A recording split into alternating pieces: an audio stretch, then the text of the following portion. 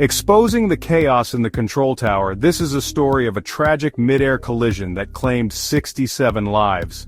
On January 31, 2025, a devastating mid-air collision occurred near Ronald Reagan National Airport.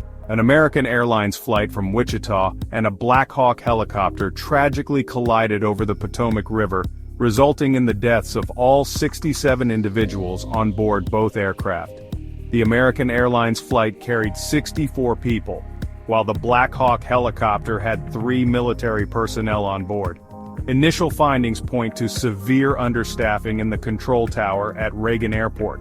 One controller, handling duties meant for 2, gave the passenger plane a last-minute runway change. Moments before impact, the controller asked the helicopter pilot if they had visual contact with the plane, receiving no response. This tragedy, the worst U.S. aviation disaster since 9/11, has led to a Pentagon investigation. President Trump has blamed former President Biden and the Democratic Party for hiring inexperienced FAA personnel.